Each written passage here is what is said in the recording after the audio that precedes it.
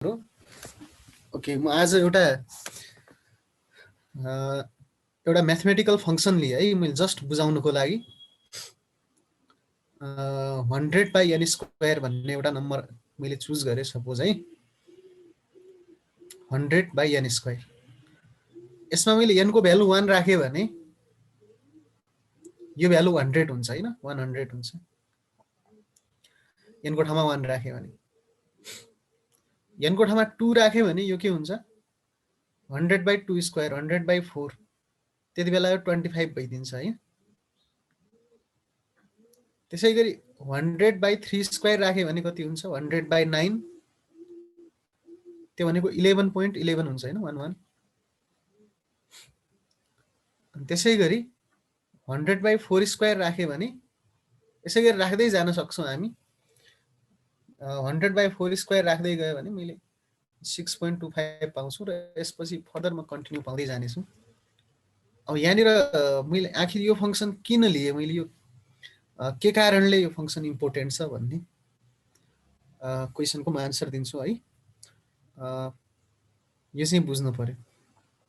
Same यो एनर्जीको पनि यस्तै खालको भ्यालु आउँथ्यो हैन, -13.6 / n² इलेक्ट्रोन भोल्ट हुन्थ्यो एनर्जी भनेको। इलेक्ट्रोनको एनर्जी इन nth ओर्बिट यस्तो हुन्थ्यो हैन। यो फङ्सनलाई हामीले अब्जर्भ गर्यौँ भने डिफ्रेन्ट n को लागि, n भनेको nth ओर्बिट हो भनेर बुझ्नु पर्यो, first orbit, second orbit, third orbit. यसमा हामीले एनर्जी, यदि हामीले हरेक ओर्बिटको एनर्जीलाई हेर्न खोज्यौँ भने फर्स्ट ओर्बिटको एनर्जी मानौँ यहाँनिर 13.6 को सट्टा 100 हुन्थ्यो भने मानौँ सपोज हैन, त्यति बेलामा फर्स्ट ओर्बिटको एनर्जी 100 हुन्थ्यो, सेकेन्ड ओर्बिटको एनर्जी 25 हुन्थ्यो, थर्ड ओर्बिटको एनर्जी 11.11 हुन्थ्यो, फोर्थ ओर्बिटको एनर्जी 6.25 हुन्थ्यो हैन। यसको अर्थ हामीले यहाँनिर के पाइराखेका छौँ अब्जर्भेसनमा, यो ग्याप हेरौँ त, फर्स्ट ओर्बिट र सेकेन्ड ओर्बिटको बिचमा ग्याप कति छ मलाई भन त कमेन्ट सेक्सनमा। फर्स्ट ओर्बिट र सेकेन्ड ओर्बिटको बिचमा ग्याप कति छ?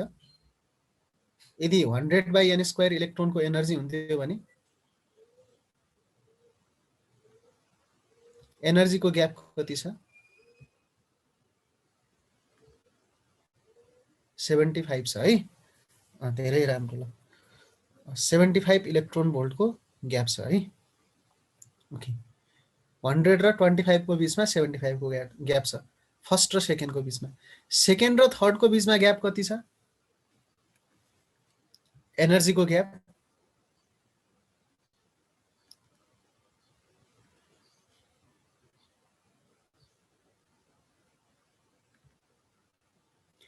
13.89 को ग्याप छ।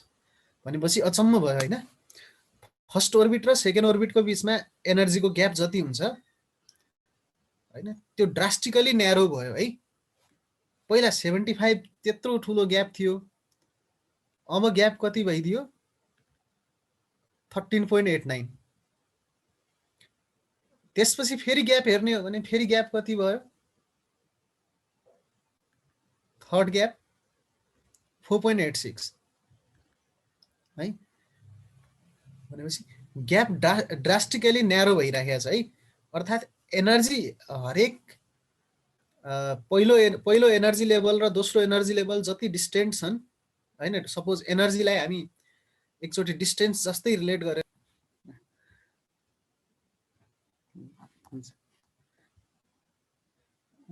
कन्टिन्यू गर्दा हुन्छ सर?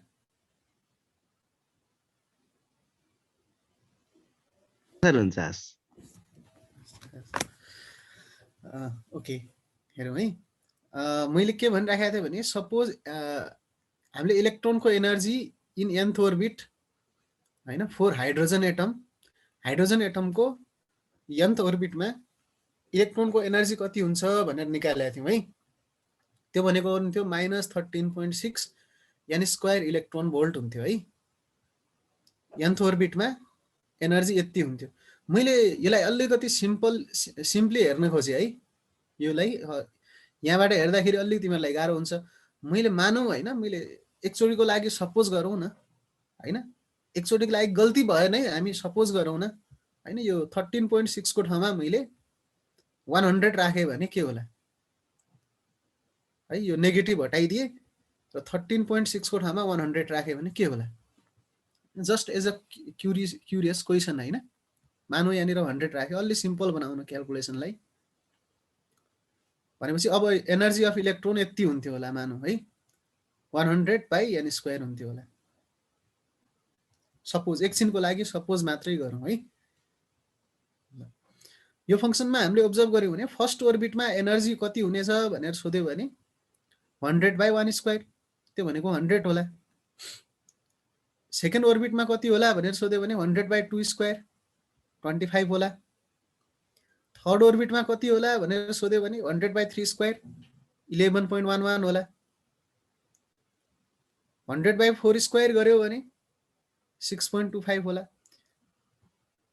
एन स्क्वायर हिसाबले बढ्दै गइरहेछ है, इन्भर्स स्क्वायर टाइम्स इन्क्रिज भइराखेको छ एनको भ्यालु। त्यही भएर यो भ्यालु एकदमै ड्रास्टिकली घटिरहेछ है। यो डिस्टेन्स हामीले हेर्छौँ भने एनर्जी लेभलको दुईटै एनर्जी लेभल कति डिस्टेन्स छन् भनेर सोध्यो भने कति टाढा छन्, एनर्जी डिफरेन्स कति छ भनेर सोध्यो भने पहिलो दुईटा ओर्बिटको बीचमा 75 को डिफरेन्स छ भने सेकेन्ड दुईटाको बीचमा त्योभन्दा कम हुन्छ डिफरेन्स है। त्यसै गरी थर्ड दुईटाको बीचमा अझ कम हुँदै जानेछ, एनर्जीको ग्याप कम हुँदै जान्छ। एनर्जी हरेक ओर्बिटको एनर्जी लेभलको ग्याप घट्दै जान्छ।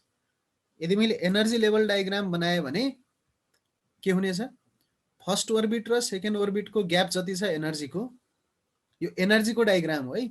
यो लाइन भनेको एनर्जी लेभल हो, यसलाई डिस्टेन्स जस्तो नसोच्नु है, रेडियस होइन कि। मैले एनर्जी लेभलको डायग्राम बनाएँ भने पहिलो र दोस्रोको बीचमा ग्याप जति हुन्छ एनर्जीको, दोस्रो र तेस्रोको बीचमा ग्याप अझ घट्दै जान्छ।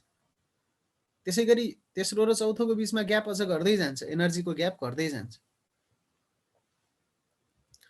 त्यो भन्न खोजेको।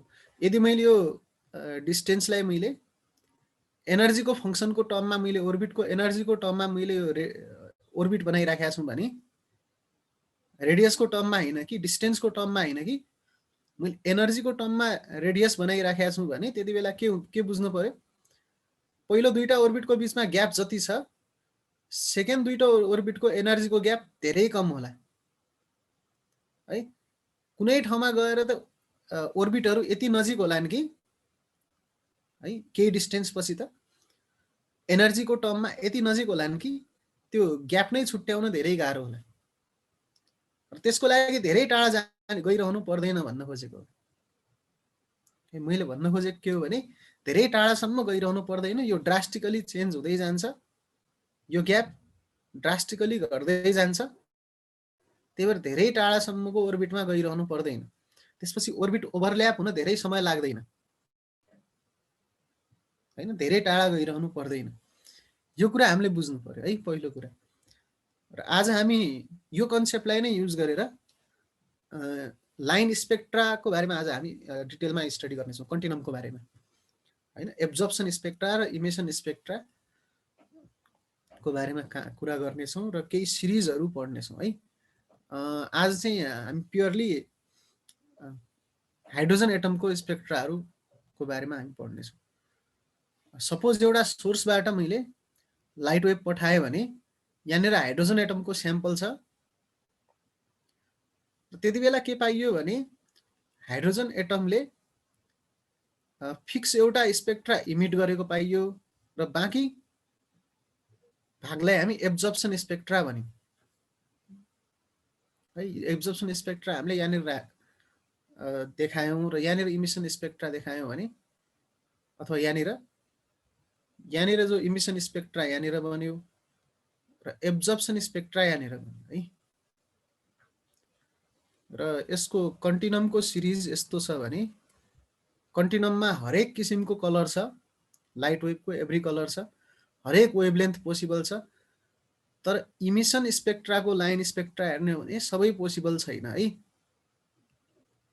रेड पार्टको यति भाग मात्र पोसिबल छ। त्यसै गरी येलो पार्ट तिर हुँदै जाँदा एउटा फिक्स वेभलेन्थको लाइट मात्रै इमिट गरेको पाइयो हाइड्रोजनले है। हरेक वेभलेन्थको लाइट इमिट गरेको पाइएन। एउटा फिक्स वेभलेन्थको लाइट इमिट गरेको पाइयो। यस्तो किन भयो भने रदरफोर्डलाई सोद्धा रदरफोर्डले आन्सर दिन सकेका थिएनन् है। बोरको एटोमिक मोडलले यसको आन्सर दिने प्रयास गरेको छ है। र धेरै एकदम हाइड्रोजन एटमको स्पेक्ट्राको लागि चाहिँ यसले एक्युरेटली एक्सप्लेनेसन दिएको छ। र त्यसको कन्सेप्ट चाहिँ एनर्जी लेभल डायग्रामकै कन्सेप्टसँग रिलेटेड छ। मैले भन्न खोजेको के भने यहाँ हामीले बढाउँदै गयौँ भने फर्स्ट ओर्बिट र सेकेन्ड ओर्बिटको बिचमा एनर्जीको ग्याप जति हुन्छ, सेकेन्ड ओर्बिट र थर्ड ओर्बिटको बिचमा एनर्जीको ग्याप न्यारो हुँदै जान्छ। त्यसपछिका ओर्बिटहरूमा अझ न्यारो हुँदै जान्छ है एनर्जी ग्याप। र अब इलेक्ट्रोन ट्रान्जिसन भएपछि बल्ल त्यहाँनिर स्पेक्ट्रा निस्किने हो। बोरको थर्ड लले के भन्छ भने इलेक्ट्रोन ट्रान्जिसन भयो भने या त हायर स्टेटदेखि लोअर स्टेटमा या त लोअर स्टेटदेखि हायर स्टेटमा इलेक्ट्रोनको ट्रान्जिसन भयो भने त्यति बेला मात्रै के हुन्छ, स्पेक्ट्रा निस्किन्छ अथवा स्पेक्ट्रा एब्जर्ब हुन्छ है। बोरले त्यो भनेका छन् थर्ड पोस्टुलेटमा। त्यही पोस्टुलेटलाई युज गरौँ र हामीले यसको क्याल्कुलेसन गरौँ र इमिसन स्पेक्ट्राको वेभलेन्थ निकालौँ है। जुन स्पेक्ट्रा इमिट भएको छ एकचोटिलाई हामी इमिसन स्पेक्ट्रा मात्रै अब्जर्भ गरौँ र इमिसन स्पेक्ट्राको हामीले वेभलेन्थ क्याल्कुलेट गरौँ है। इमिसन कति बेला हुन्छ त, कुनै पनि फोटोन कति बेला इमिट हुन्छ, पहिला कुरा त्यो बुझ्नु पर्यो है। फोटोन इमिट हुनुको लागि के हुनुपर्छ भने हायर एनर्जी स्टेटबाट लोअर एनर्जी स्टेटमा ट्रान्जिसन हुनुपर्छ इलेक्ट्रोनको। र हामीले सपोज एउटा ट्रान्जिसन मानौँ है, एउटा ट्रान्जिसन छ E2 टु E1 ट्रान्जिसन। यो आर्बिट्रेरी ट्रान्जिसन हो है। यो E2 को भ्यालु जे पनि हुनसक्छ। E2 भनेको N2 स्टेटमा छ, E1 भनेको N1 स्टेटमा छ। N1 भनेको फर्स्ट ओर्बिट पनि हुनसक्छ, सेकेन्ड ओर्बिट पनि हुनसक्छ, थर्ड ओर्बिट पनि हुनसक्छ। त्यसै गरी N2 भनेको N1 भन्दा ठुलो हुन्छ है, किनकि इमिसन स्पेक्ट्रा निकाल्न खोजिरहेको छौँ भने लोअर ट्रान्जिसन भएको छ र N2 बाट N1 मा ट्रान्जिसन भएको छ र फोटोन इमिट गरेको छ है। एउटा आर्बिट्रेरी ट्रान्जिसन हामीले सपोज गरौँ है, आर्बिट्रेरी ट्रान्जिसन जसमा N1 भन्दा N2 ठुलो छ। पहिलो कुरा हामीले यो सपोज गर्यौँ। त्यति बेला बोरको थ्योरीले के भन्छ, जुन फोटोन इलेक्ट्रोन ट्रान्जिसन हुँदाखेरि निस्किन्छ त्यो फोटोनको एनर्जी h म्यू हुन्छ भन्छ। बोरको थर्ड पोस्टुलेटले त यस्तो भन्छ। त्यो फोटोनको h म्यू हुन्छ भने त्यो h म्यू एनर्जी केसँग इक्वल हुन्छ, इलेक्ट्रोन ट्रान्जिसनको एनर्जीसँग। इलेक्ट्रोन ट्रान्जिसनको एनर्जी कति हुन्छ, E2 minus E1। Electron transition हुँदाखेरि त्यो फोटोनको एनर्जी कति भयो, एनर्जी डिफरेन्स अफ टु ओर्बिट्स, दुईटा ओर्बिटको एनर्जी डिफरेन्स बराबरको फोटोन इमिट गर्यो भने बल्ल इलेक्ट्रोन ट्रान्जिसन हुन्छ।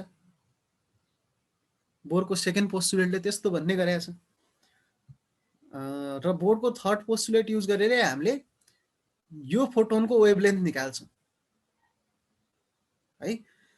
अब हामीहरूलाई एउटा कुरा थाहा छँदैछ, वेभलेन्थ इन्टु फ्रिक्वेन्सी भनेको के हुन्छ, स्पिड हुन्छ।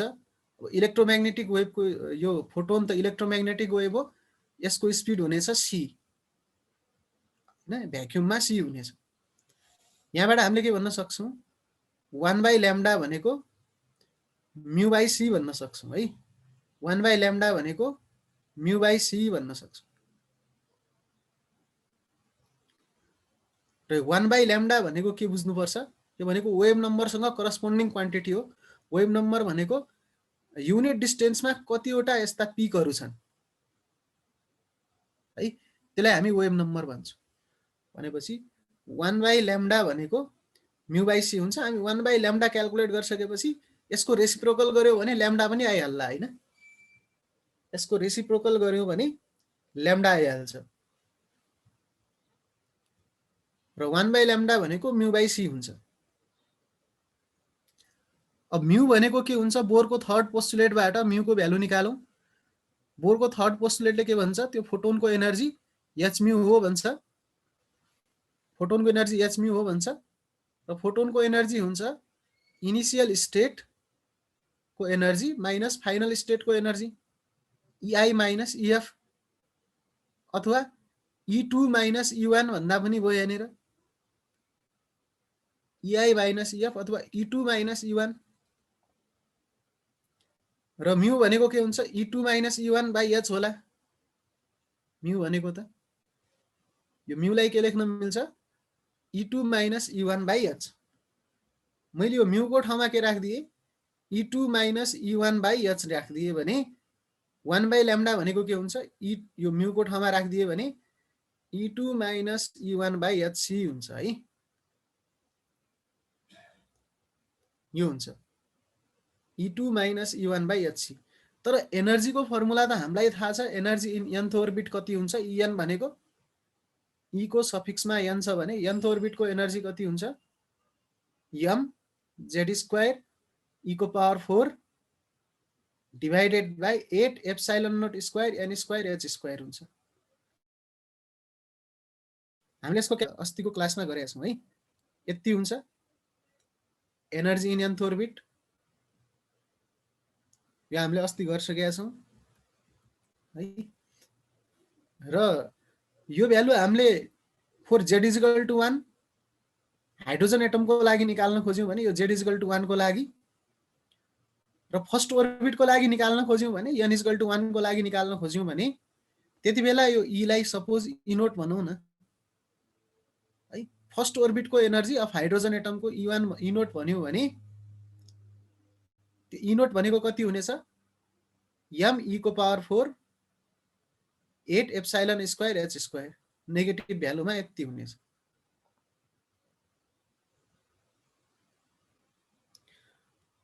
विष्णु प्रसादले सोधेको छ है, टोटल एनर्जीको भ्यालु नेगेटिभ हुन्छ, त्यो नेगेटिभले के इन्डिकेट गर्छ भने, नेगेटिभले के इन्डिकेट गर्छ भने electron is bound to nucleus भनेर डिनोट गर्छ। इलेक्ट्रोन न्युक्लियससँग बाउन्डेड छ, न्युक्लियसले अट्र्याक्ट गरिरहेको छ इलेक्ट्रोनलाई भन्ने डिनोट गर्छ। यो अगाडि जुन नेगेटिभ साइन छ यसले त्यो डिनोट गर्छ। र यसले अर्को कुरा एउटा के डिनोट गर्छ भने जुन पोटेन्सियल एनर्जी हुन्थ्यो त्यो नेगेटिभ छ, काइनेटिक एनर्जी पोजिटिभ छ, पोटेन्सियल एनर्जी ठुलो छ काइनेटिक एनर्जी भन्दा म्याग्निट्युडमा, त्यो डिनोट गर्छ। भनेपछि हामीले केही न केही एक्स्ट्रा एनर्जी दिनुपर्छ इलेक्ट्रोनलाई बाउन्डबाट फ्री गराउनलाई।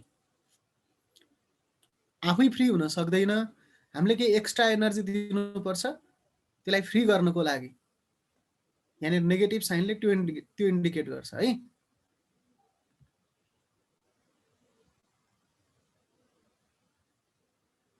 अरूसँग भयो भने चाहिँ पहिला हामी हाइड्रोजनको केसमा बुझौँ होइन, अनि अरू एटमको केसमा बुझ्न सजिलो हुन्छ। अहिले नै अब अरू एटममा जाने हो भने त्यो धेरै महाभारत भइहाल्छ है। त्यही भएर पहिला हामी हाइड्रोजन एकदमै सिम्पल केसमा हामी स्टडी गर्न खोजौँ होइन, अनि बाँकी केसमा त पछि छँदैछ नि, तिमीहरूलाई ब्याचलर लेभल छ, त्यसपछि मास्टर्स लेभल छ होइन, अनि त्यसपछि हामी पढ्दै गर्नेछौँ है। पहिला सिम्पल कुरा बुझौँ है। यो सिम्पल कुरा बुझ्न सक्यौ भने माथि हायर लेभलमा अरू स्पेक्ट्राहरू पनि तिमीहरूले स्टडी गर्न सक्छौ, सजिलै बुझ्न सक्छौ है। ओके, पहिला यो कुरा क्लियरली बुझौँ है, यसको कन्सेप्ट क्लियरली बुझौँ।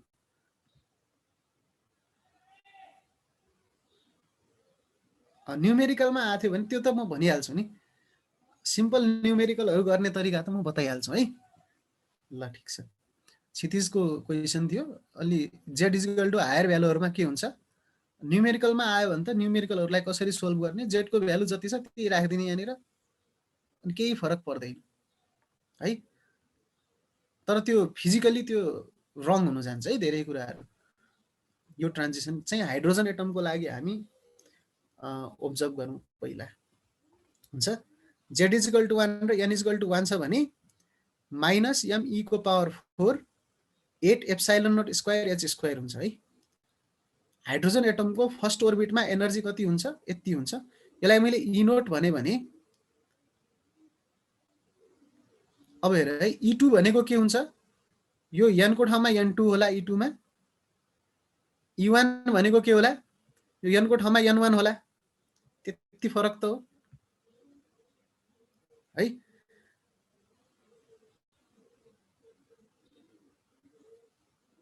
दिपेशले क्वेसन के सोधिरहेको छ भने एकचोटि भनिदिनु 1/n र 1/n² कसरी आयो सर भनेर है।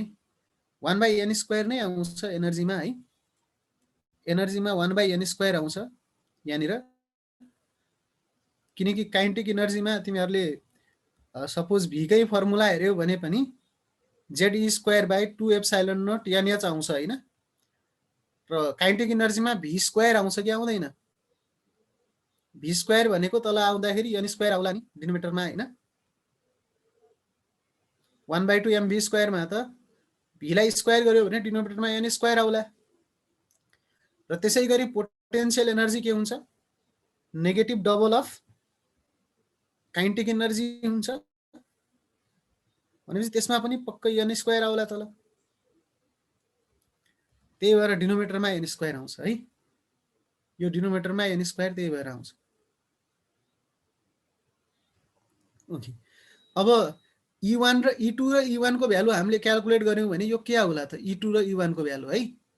E2 र E1 हामीले यहाँनिर राखिदियौँ भने अरु सबै क्वान्टिटी सेम होला हैन, एउटै एटमको लागि Z पनि सेम होला र n² पनि Z र n² Z पनि सेम होला, n² मात्र डिफरेन्ट होला। डिफरेन्ट ओर्बिटको लागि हामी चेक गर्न सक्छौं, बाँकी सबै कुरा त सेम हुने हो। भनेपछि बाँकी सबै कमन लिनुपर्ने, कमन लिन मिल्ने कुरा कमन लिन मिल्दा हुन्छ है। E2 र E1 बाट सबै कुरा कमन लियो भने तल n1² बच्छ हैन। E2 यहाँनिर नेगेटिभले भित्र मल्टिप्लाई गर्यो भने हैन, माइनस बाँकी सबै कमन आयो, माइनसले भित्र मल्टिप्लाई गर्यो भने E1 को टर्म 1/n1² अगाडि आयो, माइनस 1/n2²। h भनेको यसरी लेख्न मिल्छ, यो भनेको त 4Z बाहेकको क्वान्टिटी हामीले अब्जर्भ गर्यौं भने यो भनेको E0 हो, Z² E0 भन्न मिल्छ। हाइड्रोजन एटमको फर्स्ट ओर्बिटको एनर्जी पनि त्यही हो है। तर E0 को भ्यालुमा के फरक छ? यति माइनस एक्स्ट्रा छ, यहाँनिर माइनस एक्स्ट्रा राख्यौं भने माइनस E0 भन्न मिल्छ यहाँनिर। र हामीले त्यही किसिमले यहाँनिर हेर्नेछौँ है। यो EU माइनस E1 लाई के लेख्न मिल्छ? माइनस E0/hc 1/n2/1/n1² यसरी लेख्न मिल्छ। र माइनस साइनले भित्र मल्टिप्लाई गर्यो भने यो भनेको कति आउँछ? E0 को magnitude divided by hc 1/n1² minus 1/n2², यसरी लेख्न मिल्छ। HF भन्नु र HN भन्नु एउटै कुरा हो है। HF भन्नु र HN भन्नु एउटै हो, hmu भन्नु एउटै कुरा हो। यहाँनिर यो म्यू पनि युज गर्न सक्छन् है कसैले, HF भनेर युज गर्दा पनि हुन्छ, hmu भनेर युज गर्दा पनि हुन्छ,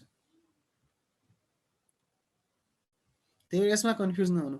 यदि हिलियम छ भने यहाँनिर Z को ठाउँमा हामी 2 राखिदिनेछौँ, लिथियम छ भने Z को ठाउँमा 3 राखिदिनेछौँ। तर अहिले मैले हाइड्रोजन एटमको लागि निकाल्न खोजिरहेको छौँ र त्यही भएर यहाँनिर Z=1 राखेर गरेको र बाँकी ठाउँमा E0 भने मैले है। यो क्याल्कुलेसन गर्दा चाहिँ मैले हाइड्रोजन एटम मानेर गरेको छु है। ओके, अब हाइड्रोजन एटमको लागि क्याल्कुलेसन गर्दै जाँदाखेरि यो आयो 1/λ भनेको minus E0/hc 1/n1² minus 1/n2²। Minus साइनले भित्र मल्टिप्लाई गर्यो भने यो उल्टिएला हैन। र E0 भनेको म्याग्निट्युडमा मात्रै हेर्नु पर्यो है, E0 भनेको म्याग्निट्युडमा मात्रै अब्जर्भ गर्नु पर्यो। र 1/λ भनेको E0/hc, त्यो भनेको कति हुन्छ? E0 भनेको me⁴, यो भ्यालु हामीले राखिदियौँ भने यो E0/hc लाई तिमीहरूले क्याल्कुलेट गर्न सक्छौ। E0/hc भनेको कति हुन्छ? me⁴ डिभाइडेड बाइ 4πCh³ र 4πε0 को स्क्वायर, यसरी भन्न मिल्छ। यो भागलाई नै हामी रिडबर्ग कन्स्टेन्ट भन्छौँ। यो अगाडिको कोएफिसिएन्ट जुन छ यो भागलाई रिडबर्ग कन्स्टेन्ट भनिन्छ। अर्थात् 1/λ भनेको r 1/n1 square minus 1/n2 square भन्न सकियो।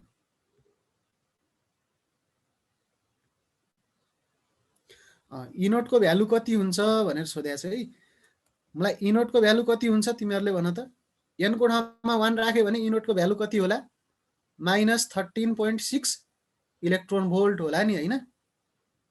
किनकि ई नोट भनेको त n = 1 राख्दाखेरि आइरहेछ हैन। n = 1 राख्दाखेरि यो ई नोट आउँछ भनेपछि यो -13.6 इलेक्ट्रोन भोल्ट हुन्छ यो भ्यालु।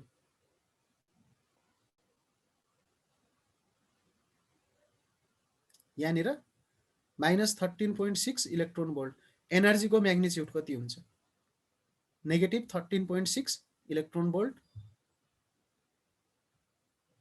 र h को भ्यालु तिमीहरूलाई थाहा छँदैछ, c ले डिभाइड गर्यो भने त्यो रिडबर्ग कन्स्टेन्ट हुन्छ। र 1/λ को एउटा फर्मुला आयो, त्यो भनेको रिडबर्ग कन्स्टेन्ट ई नोटलाई hc ले डिभाइड गर्यो भने त्यो भनेको रिडबर्ग कन्स्टेन्ट हो। 1/λ = Rydberg constant 1/n1 square minus 1/n2 square. यहाँबाट त्यो इमिटेड फोटोनको वेभलेन्थ आयो है, 1/λ को फर्मुला आयो हैन। र रिडबर्ग कन्स्टेन्टको भ्यालु आउँछ यहाँनिर तिमीहरूले ई नोटको भ्यालु -13.6 eV, त्यो भनेको -13.6 * 1.6 * 10 को power -19 joule divided by h को भ्यालु पनि राख्यो, c को भ्यालु पनि राख्यो भने r को भ्यालु आउँछ 1.097 * 10 को पावर 7 पर मिटर। रिडबर्ग कन्स्टेन्टको भ्यालु यति आउँछ। यो रिडबर्ग कन्स्टेन्टको भ्यालु। ओके, अब हामी सिरिजहरु भनेको पढौँ है। स्पेक्ट्रल सिरिजहरुको बारेमा पढौँ आज। के हुन्छ? हामीले इमिटेड फोटोन इलेक्ट्रोन ट्रान्जिसन हुँदाखेरि इमिटेड फोटोनको वेभलेन्थ निकाल्ने फर्मुला पढ्यौँ। इमिटेड फोटोनको वेभलेन्थको फर्मुला 1/λ भनेको के हुन्छ? Rydberg constant 1/n1 square minus 1/n2 square. र यही फर्मुला युज गरेर हामी आज लाइन स्पेक्ट्राहरु, यो फर्मुला त बोरको मोडलबाट आएको हो, त्यही भएर बोरको मोडलले कसरी लाइन स्पेक्ट्राहरु एक्सप्लेन गर्न सक्यो भनेर सोध्यो भने हाइड्रोजन एटमको लागि अथवा जुनसुकै एटमको लागि पनि गर्न सक्छौं। आज हामी z = 1 को लागि क्याल्कुलेट गरौँ। तिमीहरुको सिलेबसमा हाइड्रोजन एटमको लागि छ, त्यही भएर हाइड्रोजन एटमकै लागि क्याल्कुलेट गरौँ है। ओके, अब ट्रान्जिसन कसरी हुन सक्छ त्यो बुझौँ पहिला है। ग्राउन्ड स्टेट 1 छ भने यो ग्राउन्ड स्टेट n = 1 छ भने यसमा ट्रान्जिसन कति किसिमले हुन सक्छ हेर है। सेकेन्डबाट ट्रान्जिसन हुन सक्छ, थर्डबाट हुन सक्छ, फोर्थबाट हुन सक्छ, फिफ्थबाट हुन सक्छ, फर्स्ट ओर्बिटमा आउन सक्छ हैन। यसरी नै हामी इन्फाइनाइट नम्बर अफ ओर्बिट हुन्छन्, इन्फाइनाइट वटा नम्बर अफ ओर्बिटबाट ट्रान्जिसन हुन सक्छ फर्स्ट ओर्बिटमा। तर फर्स्ट ओर्बिटमा ट्रान्जिसन भयो भने हामी त्यति बेला जुन फोटोन निस्किन्छ र त्यो फोटोनको जुन कलर निस्किन्छ त्यो सबै वेभलेन्थहरुको हामीले स्पेक्ट्रा बनायो भने, त्यो सिरिज बनायो भने त्यो सिरिजलाई लाइमेन सिरिज भनिन्छ। इलेक्ट्रोन ट्रान्जिसन फर्स्ट ओर्बिटमा भयो भने त्यति बेलाको सिरिजलाई हामी के भन्छौं? Lyman series. सेकेन्ड ओर्बिटबाट भयो, फर्स्ट ओर्बिटमा ट्रान्जिसन हुन सक्छ, थर्डबाट फर्स्टमा हुन सक्छ, फोर्थबाट फर्स्टमा हुन सक्छ। यो हरेक ट्रान्जिसनको सिरिज जो n = 1 स्टेटमा भयो, ग्राउन्ड स्टेटमा भयो, त्यसलाई लाइमेन सिरिज भन्छ। त्यसैगरी सेकेन्ड सिरिज छ बाल्मर सिरिज। बाल्मर सिरिजमा n1 को भ्यालु 2 हुन्छ, ग्राउन्ड स्टेटको भ्यालु 2 हुन्छ। n2 को भ्यालु के हुनेछ? थर्डबाट सेकेन्डमा ट्रान्जिसन हुन सक्छ, 3 हुन सक्छ, 4 बाट पनि हुन सक्छ, 5 बाट पनि हुन सक्छ, 6 बाट पनि हुन सक्छ। यसैगरी इन्फाइनाइट एनर्जी लेभल भयो, इन्फाइनाइट एनर्जी लेभलमा पनि हुन सक्छ। इन्फाइनाइट टाढाको एनर्जी लेभलबाट पनि हुन सक्छ। n इक्वल टु इन्फाइनाइटमा भएको एनर्जी लेभलबाट पनि ट्रान्जिसन हुन सक्छ। र सेकेन्ड सिरिजलाई हामी भन्छौँ बाल्मर सिरिज। यसमा ग्राउन्ड स्टेट 2 हुन्छ। थर्ड सिरिज छ पास्चन सिरिज है। पास्चन सिरिजमा के हुन्छ भने n इक्वल टु 3 हुन्छ, ग्राउन्ड स्टेट 3 हुन्छ र एक्साइटेड स्टेट त्यसै गरी 4 5 6 7 8 9 गर्दै इन्फाइनाइटसम्म हुन्छ। ट्रान्जिसन जसरी पनि हुन सक्छ। त्यसै गरी चौथो सिरिज हो ब्र्याकेट सिरिज, जसमा ग्राउन्ड स्टेट 4 हुन्छ है। त्यसै गरी अर्को सिरिज छ फन्ड सिरिज, जसमा ग्राउन्ड स्टेट 5 हुन्छ।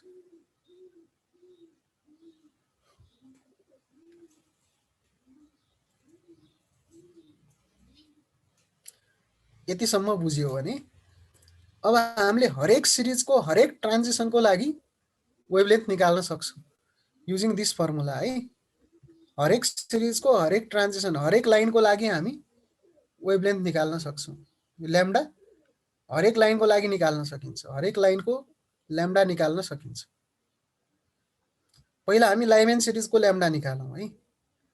तर लाइमेन सिरिजमा एउटा कुरा थाहा हुनु पर्यो, फर्स्ट स्टेट भनेको नै ग्राउन्ड स्टेट हुन्छ, अर्थात् n1 को भ्यालु 1 हुन्छ, n2 को भ्यालु 2 3 4 5 जति पनि हुन सक्छ। लाइमेन सिरिजमा चेक गरौँ है।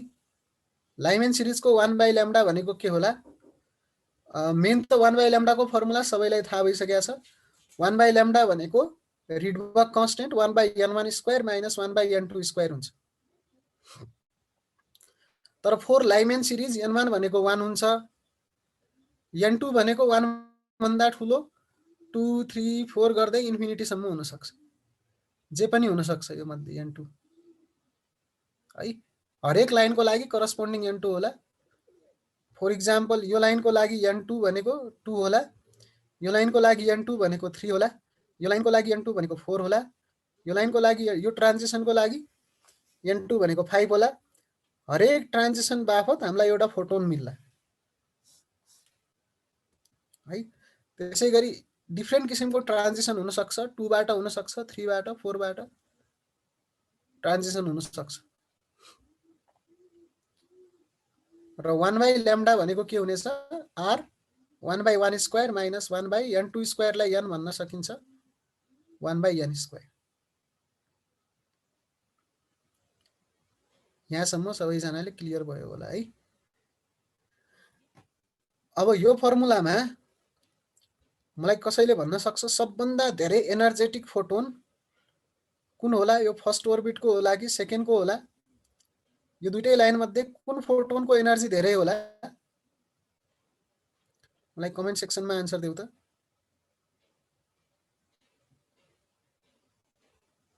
फर्स्टको धेरै हुन्छ भनेर धेरैले भनेका छन्, त्यो त रङ आन्सर हुन्छ नि है। फर्स्टको धेरै हुँदैन है, सेकेन्डको हुन्छ।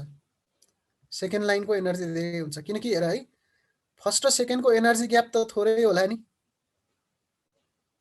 थर्ड र फर्स्टको भन्दा थोरै होला। यो त यो एनर्जी ग्याप त धेरै होला। एनर्जी ग्याप त यो हरेक ट्रान्जिसनको लागि बढ्दै गइरहेछ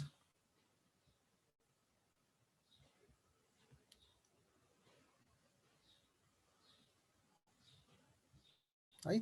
भनेपछि जति टाढाको एनर्जी स्टेटबाट ट्रान्जिसन भयो त्यति धेरै एनर्जेटिक फोटोन निस्किन्छ।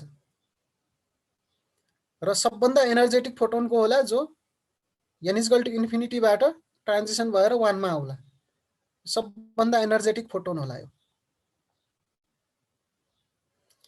तर मैले अर्को क्वेसन सोधेँ, लाइमेन सिरिजको यो फर्स्ट ट्रान्जिसन जो सेकेन्ड टु फर्स्ट हुन्छ, यो ट्रान्जिसनको एनर्जी ठुलो होला कि बाल्मरको फर्स्टको ठुलो होला?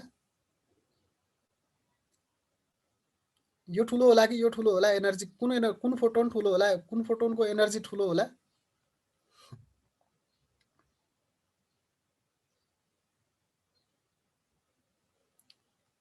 लाइमेनको ठुलो होला है, किनकि यो एनर्जी ग्याप भन्दा के हुन्छ? ठुलो हुन्छ है। पहिलो एनर्जी ग्याप ठुलो हुन्छ सेकेन्ड एनर्जी ग्याप भन्दा। भनेपछि यो फर्स्ट लाइन घट्दै जान्छ, सबैको एउटा कुरा त त्यो बुझियो। अब म अलिकति क्वेसन अझै घुमाएर सोध्छु है। मलाई भन यो ट्रान्जिसन जुन छ जो इन्फाइनाइटदेखि यहाँसम्म भयो, यो ट्रान्जिसन यो सबभन्दा ठुलो बढी एनर्जेटिक फोटोन इमिट गर्छ, त्यो त ठिक छ। तर मैले एउटा क्वेसन के सोध्न खोजेँ भने लाइमेनको फर्स्ट र बाल्मरको लास्ट लाइन जुन छ जो इन्फाइनाइटबाट ट्रान्जिसन भएर आएको लाइन छ, लाइमेनको फर्स्ट र बाल्मरको लास्टमा कसको फोटोन बढी एनर्जेटिक होला? लाइमेनको फर्स्ट र बाल्मरको लास्टमा।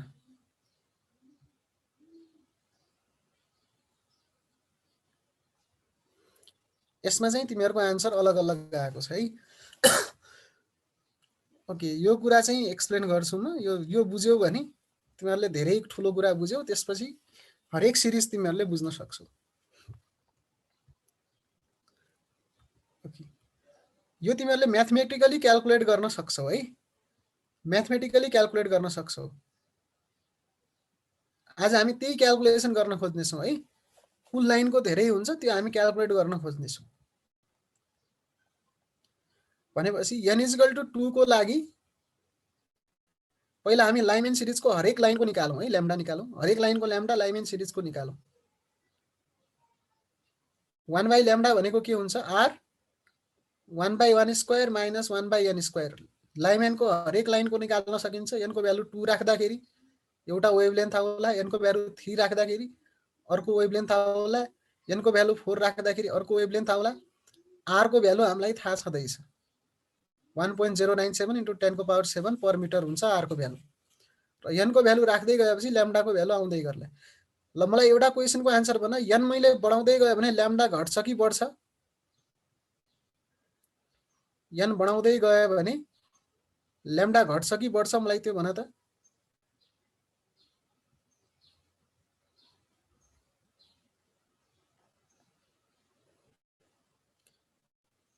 ल है, अब यो ध्यान दिएर बुझ्ने, यो कुरा बुझ्ने है। मैले n बढाउँदै गयो भने 1/n² घट्दै जानेछ हैन? डिनोमिनेटर बढाउँदै गयो भने 1/n² घट्दै जानेछ। अर्थात् यो सानो हुनेछ, 1/² सानो हुनेछ। n बढाउँदै गयो भने 1/n² सानो हुनेछ। सानो कुरा घटाए भने ठुलो आउनेछ यो क्वान्टिटी, यो ब्र्याकेट भित्रको कुरा ठुलो आउनेछ, किनकि सानो कुरा घटाए भने यो ठुलो आउला। यो ठुलो आउनुको अर्थ ल्याम्डासँग इन्भर्सली प्रोपोर्सनल छ यो क्वान्टिटी, त ब्र्याकेटमा भएको क्वान्टिटी त इन्भर्सली प्रोपोर्सनल छ ल्याम्डासँग। भनेपछि यो ठुलो आयो भने यो सानो होला।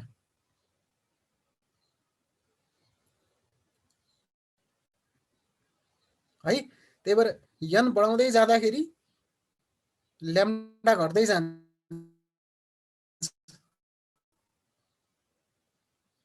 है। n बढाउँदै जाँदाखेरि एनर्जी अफ फोटोन बढ्दै जान्छ, फ्रिक्वेन्सी पनि बढ्दै जाला, ल्याम्डा घट्दै जाला। त्यही भएर सबभन्दा लङ्गेस्ट ल्याम्डा कहाँनिर होला भनेर सोध्यो भने n को सबभन्दा थोरै भ्यालुमा ल्याम्डा सबभन्दा धेरै होला। अर्थात् n को सबभन्दा थोरै भ्यालु त 2 हो। n2 को भ्यालु 2 भइदियो भने लाइमेन सिरिजको लागि n1 को भ्यालु 1 हो। त्यति बेला फोटोनको वेभलेन्थ लङ्गेस्ट होला। लङ्गेस्ट वेभलेन्थ निकाल्नु पर्यो भने हामी के गर्न सक्छौँ? 1/λL भनेको r 1/1² - 1/2²। यसो गर्यौँ भने लङ्गेस्ट वेभलेन्थ आउला, त्यो भनेको 4/3r आउँछ। यो क्याल्कुलेसन तिमीहरूले आफै गर्न सक्छौ है। अब यहाँनिर एलसिएम ल्याऊ र रेसिप्रोकल गर ल्याम्डालाई, ल्याम्डाको लङ्गेस्ट वेभलेन्थको भ्यालु आउनेछ 4/3r। यो भनेको नियरली 1216 एङ्स्ट्रोम आउँछ, 4/3r आउँछ। n को भ्यालु मैले बढाउँदै गए n को भ्यालु इन्फाइनाइट राखेँ भने त्यति बेला सर्टेस्ट वेभलेन्थ होला है। इन्फाइनाइटबाट ट्रान्जिसन भयो भने एनर्जी अफ फोटोन धेरै बढी होला। एनर्जी अफ फोटोन धेरै भयो भने फ्रिक्वेन्सी के होला? धेरै होला, वेभलेन्थ थोरै होला। सबभन्दा सर्टेस्ट वेभलेन्थ लाइमेन सिरिजको लागि n को भ्यालु इन्फिनिटी राख्ने, यहाँनिर 1 राख्ने, n1 भनेको 1, n2 भनेको इन्फिनिटी राख्यौं भने त्यति बेलामा सर्टेस्ट फोटोन हुनेछ, सर्टेस्ट वेभलेन्थको फोटोन हुनेछ। 1/λs भनेको r 1/1 स्क्वायर माइनस 1/इन्फिनिटी, 1/इन्फिनिटी भनेको 0 हो, यो भनेको 1/λ भनेको r आउला र λ भनेको 1/r आउला। यसो गरेर लाइमेन सिरिजको सर्टेस्ट वेभलेन्थ पनि निकाल्न सक्छौ, लङ्गेस्ट वेभलेन्थ पनि निकाल्न सक्छौ। भनेपछि यहाँनिर हरेक n को लागि करस्पोन्डिङ हामीले वेभलेन्थ निकाल्न सक्छौं। यसरी यो n2 = 3 को लागि पनि निकाल्न सक्छौं, n2 = 4 को लागि पनि निकाल्न सक्छौं।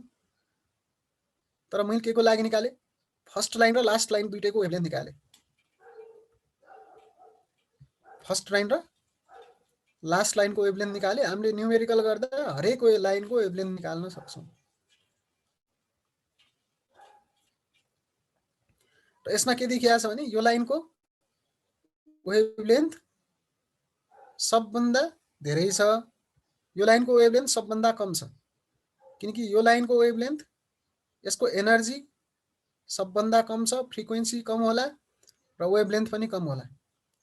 र यसको एनर्जी धेरै छ, फ्रिक्वेन्सी धेरै होला, फ्रिक्वेन्सी धेरै भयो भने वेभलेन्थ कम हुन्छ, यसको वेभलेन्थ सबभन्दा सानो होला।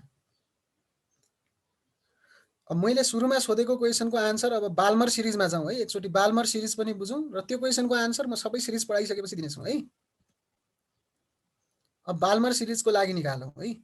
बाल्मर सिरिजमा n1 भनेको 2 हुन्छ, n2 भनेको 3 4 5 गर्दै इन्फिनिटी सम्म हुन सक्छ। बाल्मर सिरिजमा n1 भनेको 2 हुन्छ, n2 भनेको 3 4 5 6 7 हुँदै इन्फिनिटी सम्म जति पनि हुन सक्छ। र बाल्मर सिरिजको स्पेशल त्यो 1/λ को फर्मुला के होला? r 1/2 square minus 1/n2 square, यो होला। र त्यसको फर्स्ट स्पेक्ट्रल लाइन के होला? n2 को ठाउँमा 3 राख्यो भने, n2 को ठाउँमा 3 राख्यो भने त्यो लङ्गेस्ट वेभलेन्थ होला बाल्मर सिरिजको। Longest wavelength of Balmer series हुँदाखेरि n2 को भ्यालु 3 होला र त्यति बेलाको ल्याम्डा निकाल्न सकिन्छ। Longest wavelength of Balmer series यति हुन्छ है। त्यसलाई भनिन्छ ल्याम्डा अल्फा भनिन्छ। त्यो लाइनलाई एच अल्फा लाइन पनि भनिन्छ। यो फर्स्ट लाइनलाई एच अल्फा लाइन भनिन्छ, यसलाई एच बीटा लाइन भनिन्छ, यसलाई H gamma line, H delta line यसरी भनिन्छ है। अल्फा बीटा गामा डेल्टा, अर्थात् एच अल्फा लाइनको ल्याम्डा पनि निकाल्न सकिन्छ। n2 भनेको 3 राखिदिँदाखेरि एच बीटा लाइनको पनि निकाल्न सकिन्छ। n1 त 2 नै हुन्छ बाल्मर सिरिजमा, n2 निकाल्न सकिन्छ। n2 भनेको 4 हो एच बीटा लाइनको लागि। एच बीटाको ल्याम्डा पनि निकाल्न सक्छौ यही फर्मुला युज गरेर। यो तिमीहरुको होमवर्क हो। एच बीटा लाइनको पनि निकाल्न सक्छौ वेभलेन्थ। एच गामा भन्दाखेरि n2 भनेको 5 युज गर्नु पर्यो। यसैगरी हरेक सिरिजको तिमीहरुले हरेक लाइनको वेभलेन्थ निकाल्न सक्छौ, बाल्मर सिरिजको पनि। यसैगरी पास्चन सिरिजमा के हुन्छ भने n1 को भ्यालु 3 हुन्छ, n2 को भ्यालु 4 5 6 हुँदै जान्छ इन्फाइनाइट सम्म। र पास्चन सिरिजको लागि फर्मुला हुन्छ 1/λ भनेको r 1/3 square minus 1/n2 square गरेर हामी यो भ्यालु निकाल्न सक्छौं। ल्याम्डा को भ्यालु पास्चन सिरिजको लागि पनि निकाल्न सक्छौं। n2 को भ्यालु के राख्नु पर्यो? फर्स्ट लाइन छ भने पास्चन सिरिजको फर्स्ट लाइनको लागि n2 भनेको 4 होला, सेकेन्ड लाइनको लागि 5 होला, थर्ड लाइन गर्दै लास्ट लाइनको लागि इन्फिनिटी होला n2 भनेको पास्चन सिरिजको। तर पास्चन सिरिजको n1 जहिले पनि 3 हुन्छ। ग्राउन्ड स्टेट थर्ड हो नि त पास्चनको, थर्ड सिरिज हो। त्यसैगरी ब्र्याकेट सिरिजमा के हुन्छ? n1 भनेको 4 हुन्छ, n2 भनेको 5 6 7 8 9 गर्दै इन्फिनिटी सम्म जे पनि हुन सक्छ। र फन्ट सिरिजको लागि n1 भनेको 5 हुन्छ, n2 भनेको 6 7 8 जे पनि हुन सक्छ यहाँनिर n2 को ठाउँमा हरेक भ्यालु राख्न सक्छौ फर्स्ट लाइनको लागि n2 भनेको 6 होला सेकेन्ड लाइनको लागि 7 होला लास्ट लाइनको लागि इन्फाइनाइट होला अब मैले सोधेको क्वेशन के थियो भने यो लाइनको वेभलेन्थ धेरै यो लाइनको एनर्जी धेरै हुन्छ कि यो लाइनको एनर्जी धेरै हुन्छ मैले त्यो सोधेको थिएँ है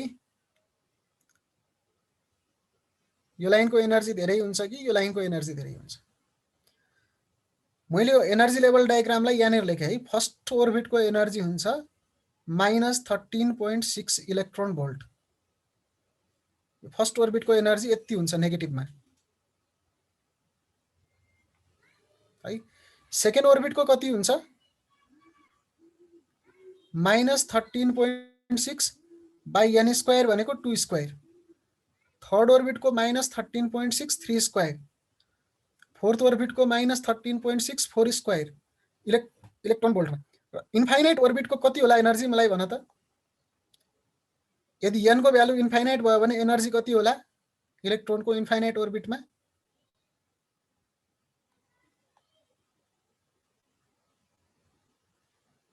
जेरो होला है n इक्वल टु इन्फिनिटी भयो भने एनर्जी जेरो होला हैन यो n को भ्यालु यदि इन्फाइनाइट भइदियो भने त एनर्जी जेरो होला पक्कै पनि यो n भनेको इन्फाइनाइट भइदियो भने समथिङ बाइ इन्फिनिटी भनेको जेरो भनेपछि एनर्जी बढ्दै जान्छ नेगेटिभमा घट्दै जान्छ भन्नुपर्दा भ्यालु बढ्दै जान्छ र लास्टमा जेरो हुन्छ एनर्जी इन्फाइनाइटमा फ्री हुन्छ इलेक्ट्रोनको एनर्जी हुँदैन है यसरी हामीले यो फ्री हुने बेलासम्मको लागि एनर्जी निकाल्न सक्छौं अब मलाई एउटा कुरा के भन भने फर्स्ट ओर्बिट र सेकेन्ड ओर्बिटमा जुन ग्याप छ त्यो ग्याप ठुलो छ कि यो सेकेन्ड ओर्बिटको एनर्जी को ग्याप कुन ठुलो छ मलाई भन त सेकेन्ड र लास्टको ठुलो छ कि जेरो र यसको एनर्जी ग्याप ठुलो छ कि यो र यसको एनर्जी ग्याप कसको एनर्जी ग्याप ठुलो छ मलाई भन त यो ग्याप ठुलो छ कि यो ग्याप ठुलो छ मलाई त्यो भन त एनर्जीको ग्याप क्याल्कुलेट गरेर भन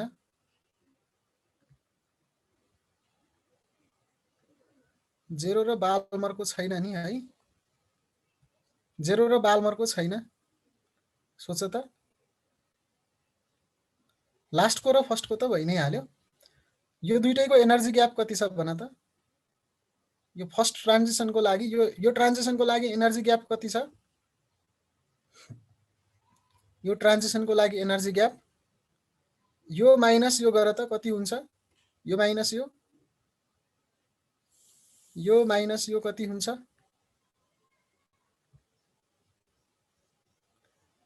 10.2 हुन्छ है यो माइनस यो 10.2 छ त्यसैगरी यो ट्रान्जिसनको लागि पनि एनर्जी ग्याप चेक गर त 0 माइनस यो निकाल त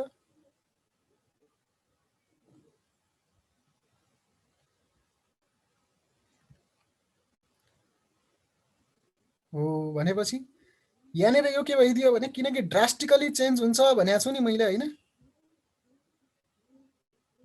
यो एनर्जी ग्याप 3.4 आयो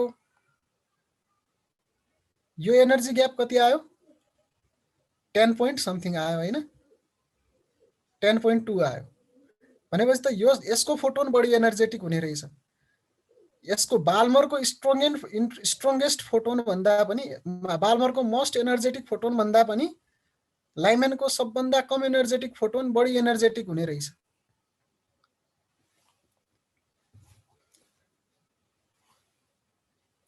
त्यसैगरी बाल्मरको पनि सबभन्दा कम एनर्जेटिक फोटोन पासनको सबभन्दा धेरै एनर्जेटिक फोटोन भन्दा पनि बढी एनर्जेटिक हुन्छ यो र हरेक सिरिजको लागि त्यो कुरा हुँदै जान्छ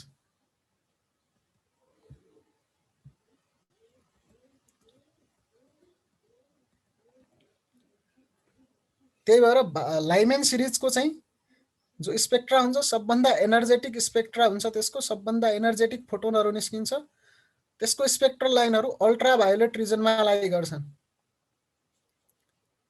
है। बाल्मर सिरिजको भिजिबल लाइटमा लाइ गर्छन्। भिजिबल भनेको जुन लाइट हामीले देख्छौँ त्यो लाइट भनेको बाल्मर सिरिजमा पर्छ, भिजिबल रिजनमा पर्छ बाल्मर सिरिजको स्पेक्ट्राहरू। त्यही गरी पास्चन सिरिजको स्पेक्ट्राहरू इन्फ्रारेड रिजनमा, अप्पर इन्फ्रारेडमा र ब्राकेटको इन्टरमिडिएट इन्फ्रारेडमा र फन्डको लोवर इन्फ्रारेडमा लाइ गर्छन्।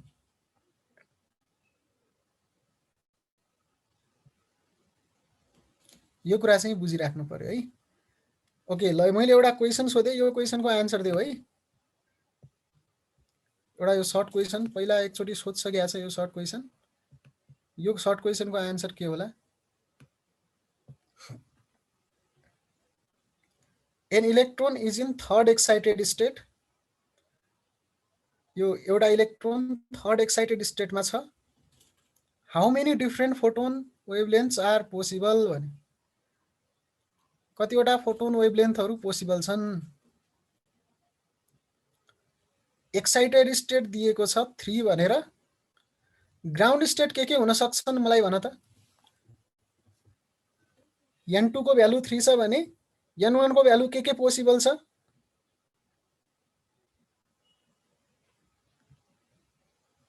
1 र 2 है। गुड, 1 र 2 छ पोसिबल। गुड, धेरै राम्रो। एक्साइटेड स्टेट 3 छ भने ग्राउन्ड स्टेट त त्योभन्दा तलको होला नि, 1 र 2 मात्रै पोसिबल होला। भनेपछि अब यसमा ट्रान्जिसन कति किसिमले हुन सक्छ त्यो हेरौँ है। टोटल कतिवटा अर्बिट छन्? 3टा अर्बिटहरू छन् अहिले हामीसँग, फर्स्ट, सेकेन्ड र थर्ड। तर यो यसरी बुझ्यौ भने तिमीहरूको आन्सर रङ हुन्छ है। थर्ड एक्साइटेड स्टेट भनेको के हो पहिला त्यो बुझ है। थर्ड एक्साइटेड स्टेट भनेको n = 3 होइन। थर्ड एक्साइटेड स्टेट भनेको n = 3 भन्यो भने आन्सर रङ हुन्छ। थर्ड एक्साइटेड स्टेट भनेको एउटा ग्राउन्ड स्टेट हुन्छ। ग्राउन्ड स्टेट भनेको n = 1। First excited state, second excited state र थर्ड एक्साइटेड स्टेट भनेको n = 4 हो। यो कुरामा तिमीहरू कन्फ्युज नहुनु है। थर्ड एक्साइटेड स्टेट भनेको n = 4 हो।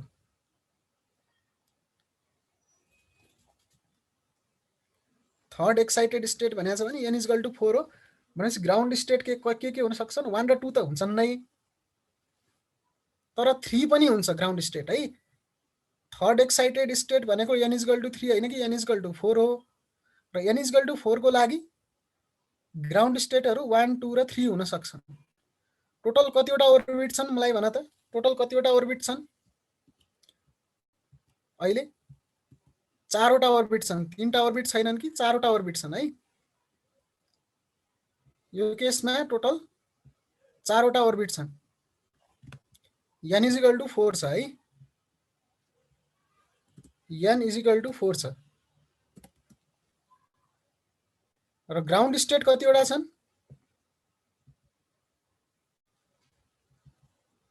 ग्राउन्ड स्टेट कतिवटा छन्?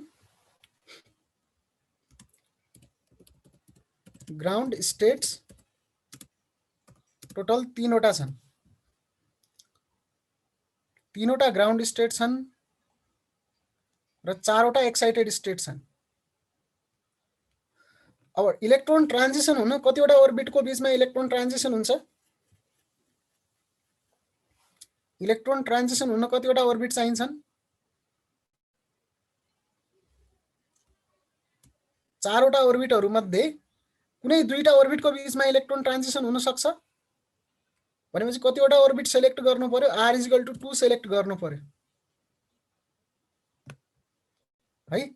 टोटल 4वटा अर्बिट छन्, 2टा अर्बिटहरू सेलेक्ट गर्नु पर्यो। 2टा अर्बिटको बीचमा इलेक्ट्रोन ट्रान्जिसन हुन सक्छ है। भनेपछि यसको नम्बर अफ ट्रान्जिसन कति होला? नम्बर अफ ट्रान्जिसन तिमीहरूले परमुटेसन कम्बिनेसन पढिसकेका छौ। नम्बर अफ ट्रान्जिसन कति होला भन त? नम्बर अफ ट्रान्जिसन भनेको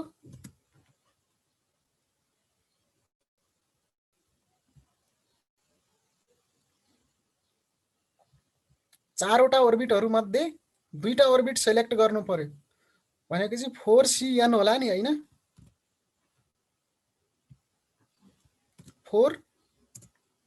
4CN हैन 4CR 4C2 यति होला ट्रान्जिसनहरु 4C2 यतिवटा ट्रान्जिसन होला नम्बर अफ ट्रान्जिसन भने 4C2 होला